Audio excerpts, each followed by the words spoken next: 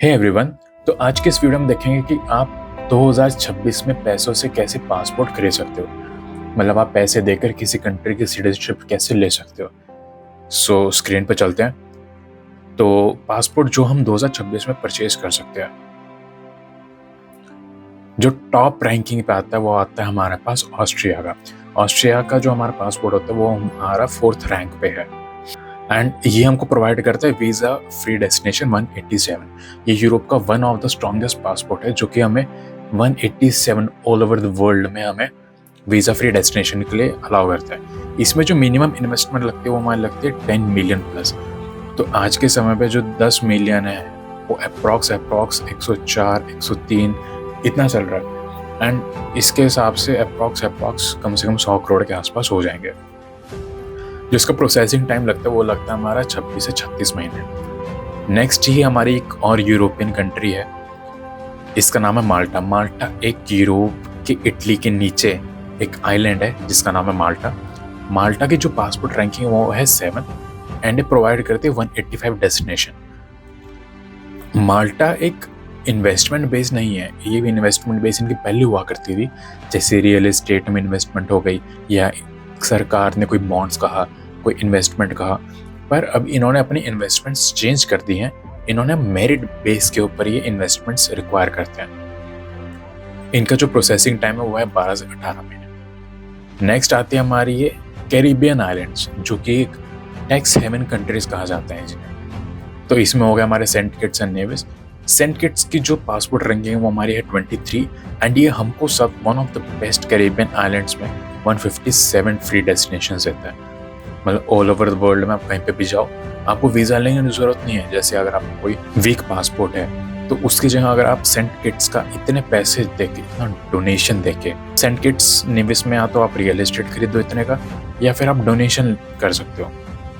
इनका जो processing time है वो 5 से 6 महीने तक का। नेक्स्ट आता है हमारे पास एंटीगा एंड बारबुडा। बारबुडा इनकी जो पासपोर्ट की रैंकिंग है वो 26 एंड जो ये फ्री डेस्टिनेशंस प्रोवाइड करते हैं वो होते हैं 153।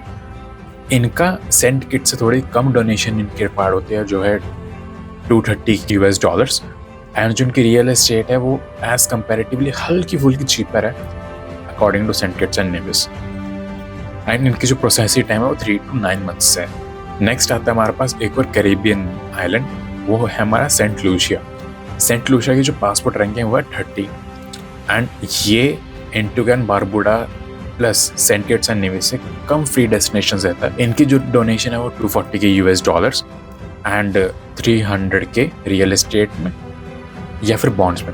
पर इनकी सरकार ने एक और इसमें क्राइटेरिया रखा हुआ है, इनके बेशक से तुम इसमें इन्वेस्ट कर रहे हो पर इसमें तुमको इंटरेस्ट नहीं मिलेगा। जिनका प्रोसेसिंग टाइम वो है अप्रॉक्स 4 महीने। नेक्स्ट आता है हमारे पास एक और कैरिबियन आइलैंड जो है ग्रेनाडा।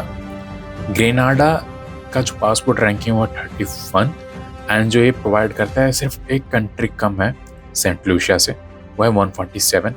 जो इनकी रिक्वायरमेंट है वो है $235 ये पूरी फैमिली का डोनेशन है, donation for a family of 4।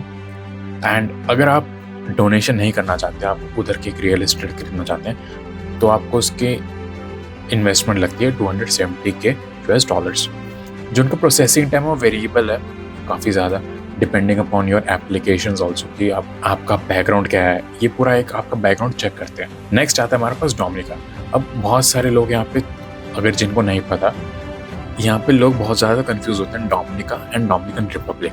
Dominican Republic एक अलग कंट्री है, डोमिनिका एक अलग कंट्री है।